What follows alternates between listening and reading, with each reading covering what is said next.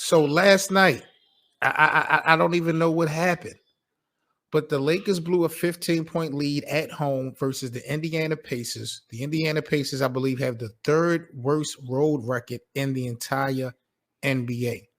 They blew a 15-point lead in the first half. I believe they blew a 14-point lead in the second half, if I'm not mistaken. They were on a run to get this thing started, and it just all collapsed. Now, the big story about this was what happened in the fourth quarter. Russell Westbrook was benched, I believe, for the majority of the fourth quarter or 3 minutes of the fourth. He didn't play that much. They benched him, and this is what we talked about yesterday when I said that Frank Vogel needs to be gone because the decisions that needs to be made, he doesn't have the cachet, nor to me the balls to pull him off. Shooter, what you think about Frankie V? You're saying that he shouldn't be blamed. Why not? That team is horribly put together. Like it's bad. But we got superstars and legends and Hall of Famers, though, Shooter, on this team. And even though they are playing bad, you have to admit part of the reason why they're playing bad is because of the decision making.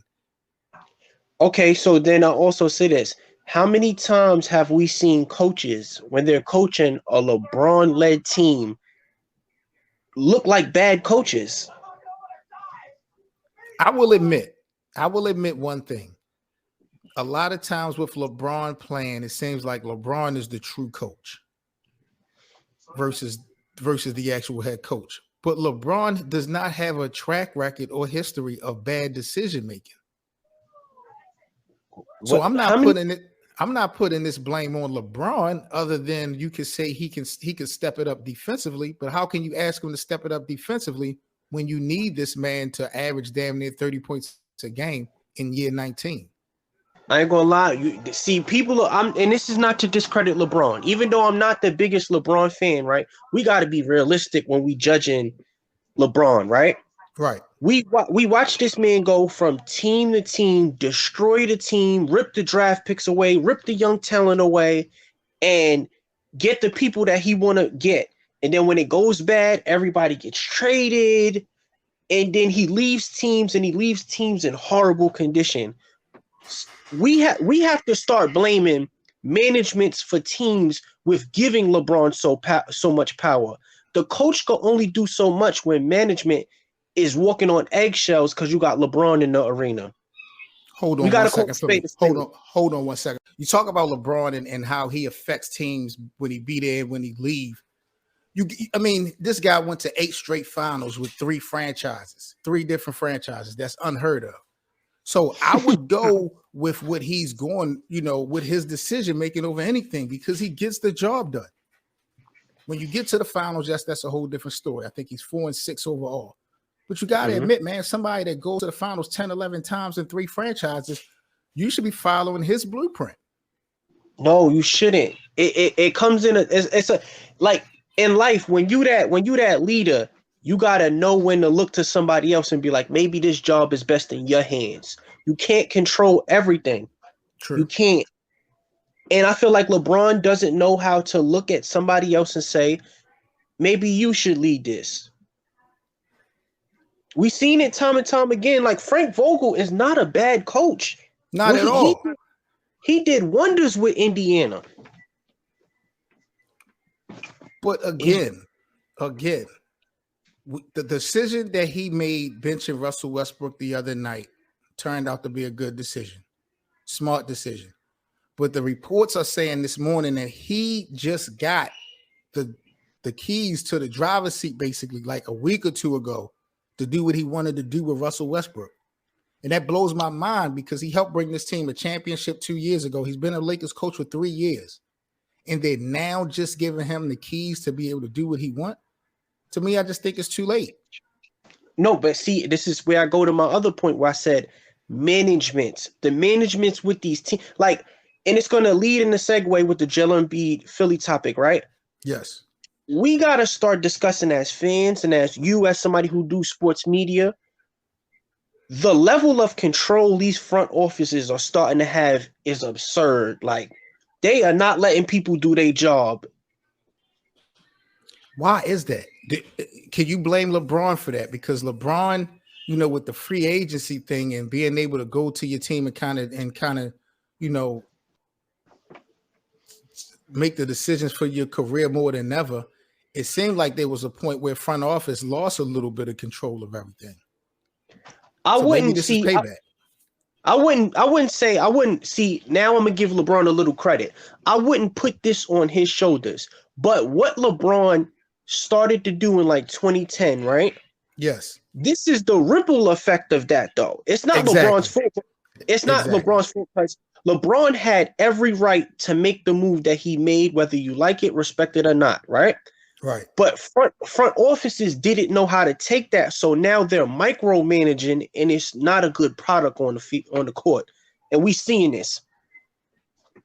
I agree. I have to agree with that. I do agree with that. What do you think about Joel Embiid, man? He had a big time night last night. Him and NIKOLA Jokic, the center for the Denver Nuggets, man. One put up 49 points, I think, and the other put up 50. He had a 50-point game.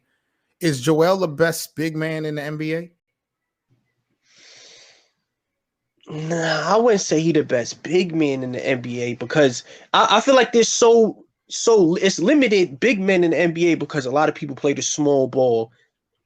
But is he one of like top five, probably five? Yeah, because you got him, you got Jokic, you got Miles Turner from the Pacers. Mm-hmm. He's one of them. I wouldn't say the best big man. I probably would give Jokic the best big man in the NBA. Now, last night, Jokic had 49 points, 14 boards. He shot 64% from the field, while Embiid, he had the 50-point night. He had 12 rebounds, and he shot 74% from the field. I think Embiid, without doubt, is the best 7-foot shooter in the league outside of Kevin Durant. But look what else he brings to the table. I don't know no one else. I'm not putting Joker over Joel Embiid as the best big man. I would because, like, Joker, I might be saying his last name wrong, but the way he passes and the way he navigates, we seen that a little bit in the 90s with Sabonis and stuff like that. But the way that Jokic is doing it is kind of like, and he's somewhat of the old school dominant big man, even though he does shoot threes, he does shoot, but he's not afraid to go in that paint. Joel Embiid is afraid to go in that paint. Now, and that's the one. What about the lack of respect? What do you think about the lack of respect that Joker gets from the referees? Certain calls he does not get, and he's an MVP. Do you think he's still got a lot more to prove? Nah, what more can he prove? Like, cause in the NBA, me growing up, and then they didn't really respect foreign big men in the NBA. When Shaq was around and they did not. I feel like Jokic did enough to earn respect where people say, all right, he's somebody I have to worry about. I appreciate that, and I agree. I agree. He has definitely put enough respect on his name, and for foreign players as a whole. So I'll give him that. But he hasn't won it. I mean, he won the MVP, but I don't think he does. I didn't feel like he was deserved to win the MVP when he won it. I honestly would have gave it to Chris Paul that year. For some reason, man, Chris Paul got this narrative where people just don't give Chris Paul the respect he's supposed to get. I don't know if he's just not a person that people like, but come on, man. Right. Chris Paul deserves a lot more respect than what he get. And the way he turned around Phoenix, amazing. So you're going with Jokic over Embiid as the best big man? Yes, I would say that, yeah. Okay. Even if they both healthy? Even if they both healthy, yeah, I'll go with both. I'll go with Joker over Embiid. Joker's in the top 3 for the MVP race right now. Man, listen, DeMar DeRozan, people got to put some respect on DeMar DeRozan. Absolutely. But the Lakers got to, not the Lakers, the Bulls got to go somewhere. I know the MVP, these awards are regular season awards, But I'm not putting that much mustard on DeMar and them boys, man, until they actually do something significant in the playoffs. They are looking good now. I'll admit that. But they kind of dealing with a little injury bug right now because don't Lonzo got like a torn meniscus or something? I was seeing it on Bleacher Report. A lot of teams are. That's my thing. A lot of teams are banged up. Look at Brooklyn. They're not more banged up than Brooklyn. We ain't gonna speak on that because what's up with your Knicks? You know what I feel like it is? I feel like, man, sometimes Tom Thibodeau is a little bit too stuck in his ways and he too stubborn. That's what I feel like it is. A little too stubborn sometimes. And Julius Randle. Is it going to cost y'all an opportunity to make the playoffs again? It might. It really might.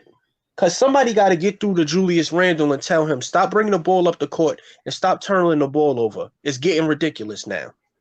That's your best player. But he does not need to be bringing that ball up the court. Are you sold on RJ Barrett? Nah, not really. To tell you the truth, I'm not really a big fan of RJ Barrett. Yeah, I'm not sold on him just yet. I'm not. It's tough to say because I'm a Knicks fan and I've been a Knicks fan for as long as I started comprehending sports. But for some reason, I'm just kind of 50-50 on him.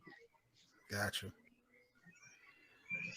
All right, Shooter, appreciate you tapping in, man. I'm about to sign off, man. I'm going to start going live every day in the Facebook group, talking just a couple topics and shit. So I definitely appreciate you coming up and chiming up, giving me your opinion and insight on the day. Always, man. All righty, man. I'm a holler.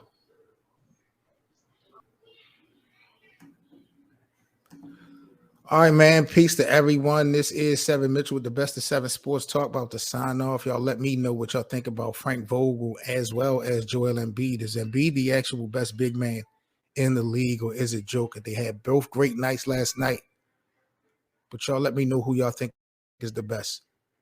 Y'all stay safe. We out.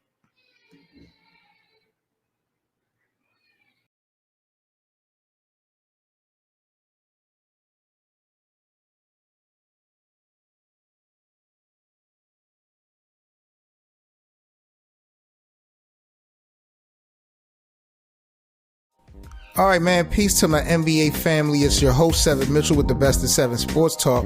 I just wanted to take this time out to say thank you to each and every one of you guys for so much support for the podcast. I hope you guys are really enjoying some of the outside the box angles we take, bringing you in these NBA storylines. Please don't forget to like and share. Most importantly, rate the podcast. You can follow us on social media. All the links will be in the description. And if you would like to contribute to the Best of Seven Sports Talk platform, we have merchandise available, as well as links for the merch, and donations will be all in the description. Once again, thank each and every one of you guys in the NBA community for supporting the show. This is Seven Mitchell with the Best of Seven Sports Talk. Let's talk some NBA action.